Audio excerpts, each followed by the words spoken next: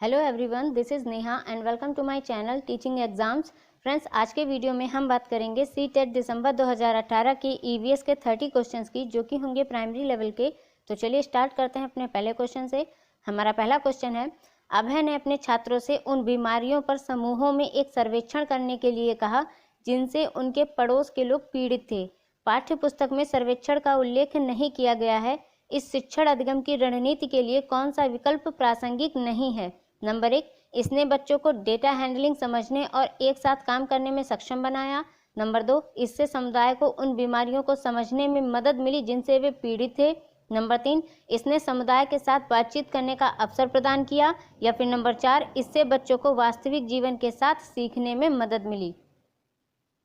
तो पूछा जा रहा है कि इस शिक्षण अधिगम की रणनीति के लिए कौन सा विकल्प प्रासंगिक नहीं है? तो ऑप्शन नंबर 2 सही हो जाएगा। इससे समुदाय को उन बीमारियों को समझने में मदद मिली जिनसे वे पीड़ित थे।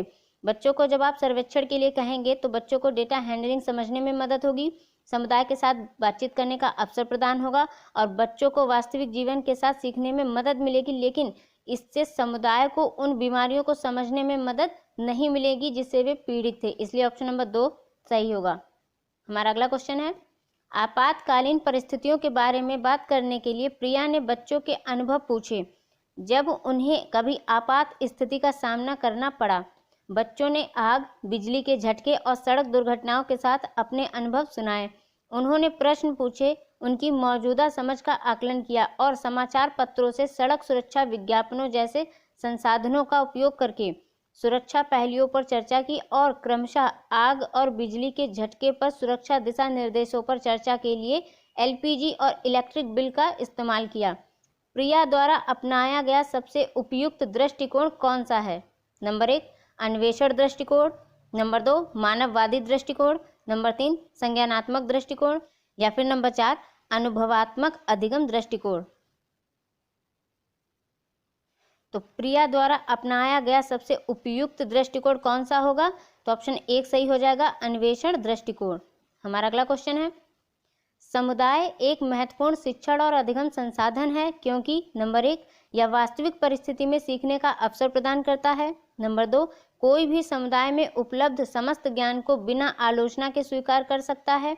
नंबर 3, यह सस्ता और सुलभ है। नंबर 4, बुजुर्ग लोग बुद्धिमान हैं और उनके पास समय है। तो समुदाय एक महत्वपूर्ण शिक्षण और अधिगम संसाधन है क्योंकि यह वास्तविक परिस्थिति में सीखने का अवसर प्रदान करता है। ऑप्शन 1 हमारा सही हो जाएगा। हमारा अगला क्वेश्चन है, ईवीएस शिक्षण अधिगम में कक्षा में प्राप्त अधिगम को विद्यालय के बाहर के जीवन से जोड़ने और इसे समृद्ध करने का तात्पर्य है। नंबर 1, पूर्ण विद्यालय दृष्टिकोण। नंबर 2, पाठ्यचर्या से बाहर जाना। नंबर 3, पाठ्य पुस्तकों से बाहर जाना। या फिर नंबर 4, वैश्विक पर्यावरणीय मुद्दों और चिंताओं को पाठ्य पुस्तकों से लिंक करना। तो ईवीएस शिक्षण अधिगम में कक्षा में प्राप्त अधिगम को विद्यालय के बाहर के जीवन से जोड़ने और इसे समृद्ध करने का तात्पर्य होता है पाठ्य पुस्तकों से बाहर जाना। ऑप्शन नंबर 3 हमारा सही होगा। हमारा अगला क्वेश्चन है, कक्षा 3 के छात्रों को रमा ने सिखाया कि पिता, माँ और उनके बच्चे एकल परिवार का गठन करते हैं और यदि दादा दादी एवं अन्य रिश्तेदार साथ रहते हैं तो यह एक विस्तारित परिवार है। आप इस बारे में क्या सोचते हैं? नंबर 1, शिक्षण अधिगम दृष्टिकोण समावेशी नहीं है। नंबर 2, परिवार की अवधारणा को इसी तरह सिखाया जाना चाहिए। नंबर 3, परिवार की परिभाषा गलत है। या फिर नंबर 4, रमा अपने छात्रों के प्रति असंवेदनशील हैं। तो कक्षा 3 के छात्रों को रमा ने सिखाया कि पिता, माँ और उनके बच्चे एकल परिवार का गठन करते हैं और यदि दादा दादी एवं अन्य रिश्तेदार साथ रहते हैं तो यह एक विस्तारित परिवार है। तो इस बारे में आप क्या सोचते हैं? तो ऑप्शन 1 सही हो जाएगा, शिक्षण अधिगम दृष्टिकोण समावेशी नहीं है। हमारा अगला क्वेश्चन है, निम्नलिखित में से कौन सी ईवीएस कक्षा में गतिविधि है या गतिविधियां हैं? नंबर 1, फील्ड भ्रमण। नंबर 2, श्याम पट्ट का उपयोग। नंबर 3, चित्र पढ़ना। या फिर नंबर 4, उपयुक्त सभी। तो कौन सी ईवीएस कक्षा में गतिविधियां हैं? तो फील्ड भ्रमण, श्याम पट्ट का उपयोग और चित्र पढ़ना तीनों ही हैं। तो ऑप्शन 4 हमारा सही हो जाएगा, उपयुक्त सभी। हमारा अगला क्वेश्चन है, पर्यावरण अध्ययन पाठ्यक्रम बच्चों की समग्र शिक्षा का कारण बन सकता है यदि यह है नंबर 1 समावेशी, नंबर 2 विषयगत, नंबर 3 एकीकृत या फिर नंबर 4 उपर्युक्त सभी। तो पर्यावरण अध्ययन पाठ्यक्रम बच्चों की समग्र शिक्षा का कारण बन सकता है यदि यह समावेशी, विषयगत और एकीकृत हो। तो ऑप्शन 4 सही हो जाएगा, उपर्युक्त सभी। हमारा अगला क्वेश्चन है, ईवीएस पाठ्य पुस्तक में सपेरों पर एक अध्याय है। इसका उद्देश्य बच्चों को जागरूक करना और संवेदनशील बनाना है। नंबर 1 कि सपेरे सांपों को नुकसान नहीं पहुंचाएं और उन्हें अपनी आजीविका से वंचित करने से पहले विकल्पों को प्रदान करने की आवश्यकता। नंबर 2 कि पशुपालन आजीविका का अच्छा स्रोत है। नंबर 3 कि यह एक अवैध कार्य है। नंबर 4 सपेरों के लिए क्योंकि बच्चे इन दिनों अक्सर उन्हें नहीं देखते हैं।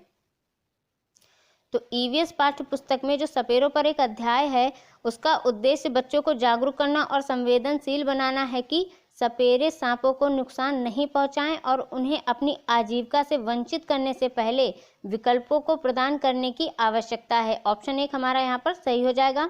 हमारा अगला क्वेश्चन है, विद्यालय में मिड डे मील के समय के लिए कौन सा सबसे प्रासंगिक है। नंबर 1 यह उन बच्चों के लिए है जो विद्यालय में खाली पेट आते हैं। नंबर 2 यह शिक्षण अधिगम के बहुत ही मूल्यवान समय को बर्बाद करता है। नंबर 3 शिक्षण अधिगम के साथ इसका कोई लेना देना नहीं है। नंबर 4 यह ईवीएस शिक्षण अधिगम के लिए एक अच्छा शिक्षण अधिगम का अवसर है। तो विद्यालय में मिड डे मील के समय के लिए कौन सा सबसे प्रासंगिक है, तो बहुत से लोगों का इसमें आंसर ऑप्शन नंबर 1 होगा कि यह उन बच्चों के लिए है जो विद्यालय में खाली पेट आते हैं। देखिए, मिड डे मील योजना विशेषकर उन्हीं बच्चों के लिए बनाई गई है जो विद्यालय में खाली पेट आते हैं।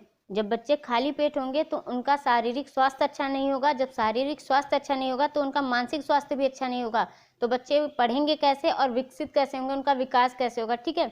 इसीलिए और बच्चे स्कूल में रुकेंगे भी नहीं, ना ही आएंगे। तो इसके लिए मिड डे मील योजना चलाई गई है ताकि बच्चों का स्वास्थ्य अच्छा रहे, वो भरपेट भोजन कर सकें, उनका मानसिक और शारीरिक स्वास्थ्य अच्छा बना रहे और वो स्कूल में अपनी शिक्षा को विकसित कर सकें। लेकिन यहाँ पर सिर्फ उन्हीं बच्चों के लिए नहीं कि जो खाली पेट आते हैं, हमें बाकी बच्चों के लिए भी देखना है। तो ऑप्शन नंबर 4 यहाँ पर सही हो जाएगा। यह ईवीएस शिक्षण अधिगम के लिए एक अच्छा शिक्षण अधिगम का अवसर भी है। तो ऑप्शन 4 हमारा सही हो जाएगा। क्योंकि कैसे अवसर है, क्योंकि इसी से हम बच्चों को जो भोजन थीम होता है उसके विषय में अच्छे से बता पाते हैं, पोषक तत्वों के बारे में जानकारी दे पाते हैं। इसीलिए यहाँ पर सबसे सही ऑप्शन 4 होगा।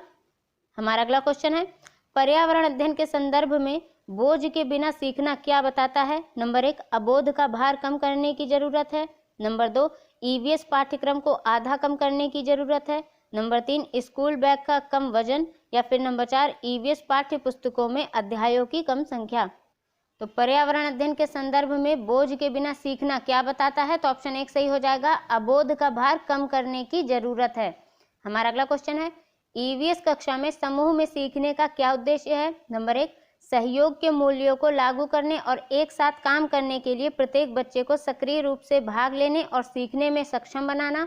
नंबर 2 छात्रों को आसानी से प्रबंधित करना और वर्कलोड को कम करना। नंबर 3 लड़के और लड़कियां अलग अलग सीख सकते हैं। नंबर 4 कम और उच्च प्रदर्शन करने वाले छात्रों को अलग करना और उपचारात्मक शिक्षण देना।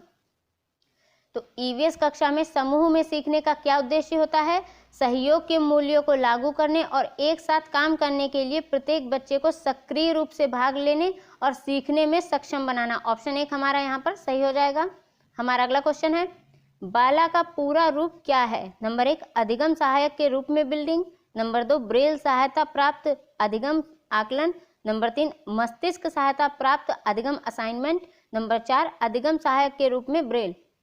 तो कभी कभी ऑप्शन हिंदी में ना देकर इंग्लिश में दे दिया जाता है, तो इसीलिए आपको बाला का फुल फॉर्म भी पता होना चाहिए, जो कि है बिल्डिंग एज लर्निंग एड। ठीक है, बिल्डिंग एज लर्निंग एड। इसी से आप समझ जाएंगे ऑप्शन 1 सही है, अधिगम सहायक के रूप में बिल्डिंग। ठीक है, जैसे आपने देखा होगा स्कूलों की दीवारों पर छोटे छोटे उद्देश्य लिखे होते हैं, अच्छी बातें लिखी होती हैं। इसी की सहायता से आप बच्चों को कुछ अच्छी अच्छी बातें, अच्छी सीख दे सकते हैं। इसी को आप कह सकते हैं बिल्डिंग एज लर्निंग एड, यानी अधिगम सहायक के रूप में बिल्डिंग। हमारा अगला क्वेश्चन है, वैकल्पिक ढांचे का क्या अर्थ है। नंबर 1 वर्तमान में वैज्ञानिकों और सामाजिक वैज्ञानिकों द्वारा आयोजित विचार। नंबर 2 सभी विचार जो दृढ़ता से बच्चों द्वारा अर्जित किए जाते हैं। नंबर 3 विभिन्न भौतिक घटनाओं का पाठ्य पुस्तक स्पष्टीकरण। नंबर 4 विचार जो अवधारणाओं के औपचारिक रूप से स्वीकृत स्पष्टीकरण से अलग हैं।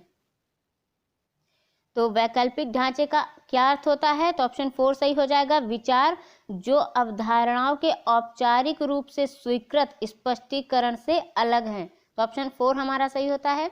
हमारा अगला क्वेश्चन है, महिलाएं पुरुषों की तुलना में कमजोर हैं, यह एक क्या है? नंबर 1 रूढ़िबद्ध धारणा, नंबर 2 अंधविश्वास, नंबर 3 मिथक या फिर नंबर 4 वैज्ञानिक तथ्य।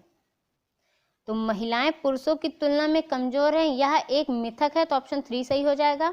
हमारा अगला क्वेश्चन है, भारत में बिहार के सापेक्ष जम्मू कश्मीर और गोवा की स्थिति क्या है? नंबर 1 उत्तर पश्चिम और दक्षिण पश्चिम, नंबर 2 दक्षिण पश्चिम और उत्तर पूर्व, नंबर 3 पूर्व और पश्चिम या फिर नंबर 4 पश्चिम और पूर्व। तो भारत में बिहार के सापेक्ष जम्मू कश्मीर है उत्तर पश्चिम में और गोवा की स्थिति है दक्षिण पश्चिम। तो ऑप्शन 1 हमारा सही हो जाएगा। हमारा अगला क्वेश्चन है, वाष्पीकरण की प्रक्रिया निम्नलिखित में से किस स्थिति में सबसे धीमी होगी? नंबर 1 सतह क्षेत्र घटता है लेकिन तापमान बढ़ता है, नंबर 2 सतह क्षेत्र और तापमान दोनों में कमी, नंबर 3 सतह क्षेत्र और तापमान दोनों में वृद्धि, नंबर 4 सतह क्षेत्र बढ़ता है लेकिन तापमान घटता है। तो वाष्पीकरण की प्रक्रिया किस स्थिति में सबसे धीमी होगी? जब सतह क्षेत्र और तापमान दोनों में कमी होगी। तो ऑप्शन नंबर 2 हमारा सही हो जाएगा। हमारा अगला क्वेश्चन है, स्थानों, दूरियों और दिशाओं की सापेक्ष स्थिति को समझने की क्षमता है। नंबर 1 स्थितीय कौशल, नंबर 2 ग्राफिक कौशल, नंबर 3 दिशात्मक कौशल या फिर नंबर 4 चित्रण कौशल। तो स्थानों, दूरियों और दिशाओं की सापेक्ष स्थिति को समझने की क्षमता है चित्रण कौशल। ऑप्शन नंबर 4 हमारा सही होगा। हमारा अगला क्वेश्चन है, किस राष्ट्रीय पाठ्यचर्या फ्रेमवर्क यानी एनसीएफ ने प्राथमिक स्तर पर एक एकीकृत पाठ्यचर्या क्षेत्र के रूप में पढ़ाए जाने के लिए पर्यावरण अध्ययन की सिफारिश की? Number 1 NCF 2000, number 2 NCF 1975, number 3 NCF 2005 या फिर नंबर 4 एनसीएफ 1988। तो किस राष्ट्रीय पाठ्यचर्या फ्रेमवर्क यानी एनसीएफ ने प्राथमिक स्तर पर एक एकीकृत पाठ्यचर्या क्षेत्र के रूप में पढ़ाए जाने के लिए पर्यावरण अध्ययन की सिफारिश की? तो ऑप्शन नंबर 2 सही हो जाएगा, एनसीएफ 1975। सिफारिश की बात हो रही है तो ऑप्शन 2 सही हो जाएगा, एनसीएफ 1975। हमारा अगला क्वेश्चन है, भारत में किस क्षेत्र में स्थानांतरित खेती करने का रिवाज है? नंबर 1 उत्तर पश्चिम क्षेत्र, नंबर 2 दक्षिण पूर्वी क्षेत्र, नंबर 3 उत्तर पूर्वी क्षेत्र या फिर नंबर 4 दक्षिणी क्षेत्र।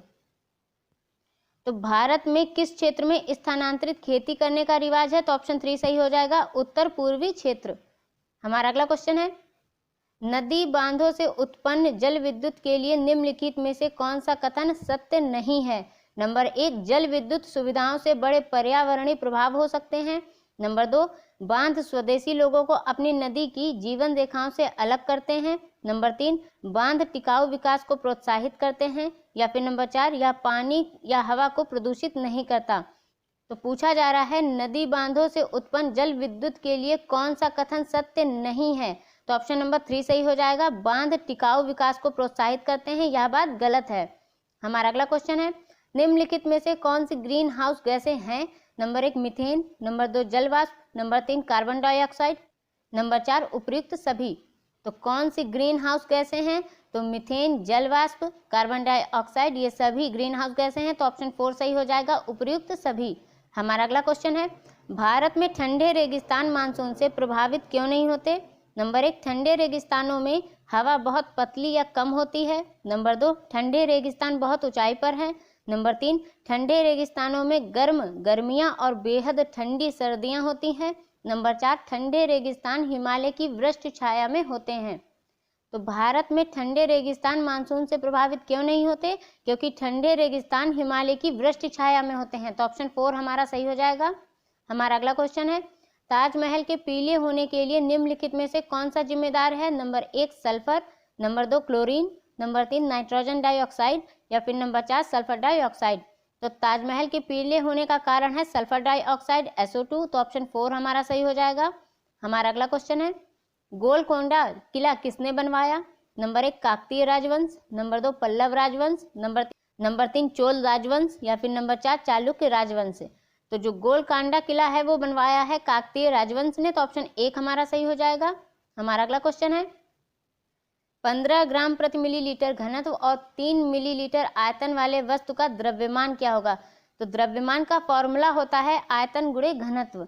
तो आयतन यहाँ पर दे रखा है 3 मिलीलीटर और गुणे घनत्व, तो घनत्व कितना दे रखा है 15 ग्राम प्रति मिलीलीटर। ठीक है, तो मिलीलीटर से मिलीलीटर कैंसिल और 15 तियां होता है 45, बचा क्या ग्राम। ठीक है, तो द्रव्यमान पूछा जा रहा है तो ऑप्शन सही हो जाएगा हमारा 4, 45 ग्राम।